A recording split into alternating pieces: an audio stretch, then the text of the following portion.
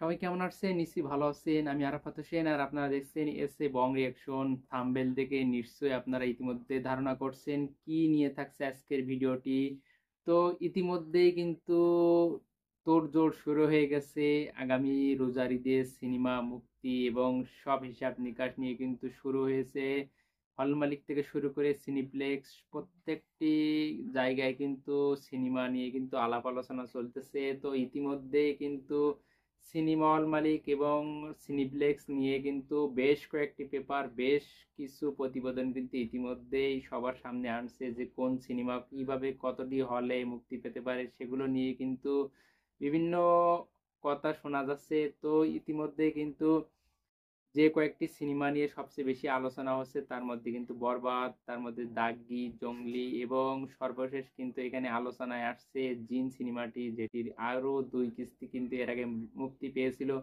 তো তৃতীয় কিস্তি মুক্তি পেতে যাচ্ছে। তো সেগুলো নিয়েই কিন্তু মূলত এই 4টা সিনেমা নিয়ে বেশি আলোচনা হচ্ছে, আর এই 4টা সিনেমাই কিন্তু দৌড়ে থাকবে, হল দখলের লড়াই কিন্তু সবচেয়ে এগিয়ে থাকবে।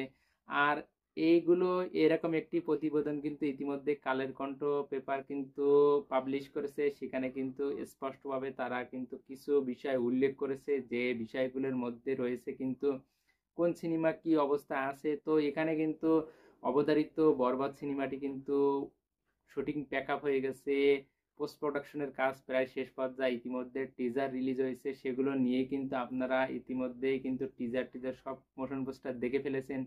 এবং সিনেমার মালিক থেকে শুরু করে সিনিপ্লেক্স প্রত্যেকটি জায়গায় কিন্তু এই সিনেমা নিয়ে বিশেষ আগ্রহ রয়েছে। দাগি সিনেমায় কিন্তু ইতিমধ্যে শুটিং শেষ হয়েছে, এর বাইরে কিন্তু কোনো আপডেট পাওয়া যায়নি। জঙ্গলি সিনেমায় কিন্তু ইতিমধ্যে টিজার, কয়েকটি গানও রিলিজ হয়ে গেছে। জিন টুর কিন্তু ইতিমধ্যে প্রচারণা শুরু হয়েছে।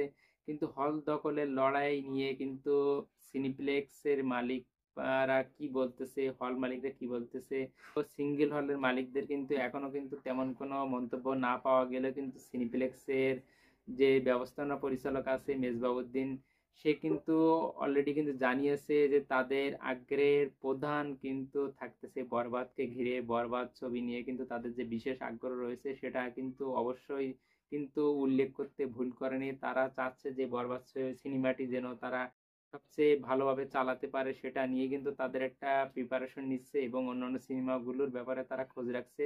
তবে নিশ্চিন্তে বলা যায় যে এবারও ঈদে কিন্তু বরবাদের শাকিব খানের 100 যে রাজত্ব বলে সেটা কিন্তু বলবৎ থাকবে। সিনেমা হল দখল থেকে শুরু করে সিনিপ্লেক্স প্রত্যেকটি জায়গায় কিন্তু শাকিব খানের একটি আধিপত্য থাকবে।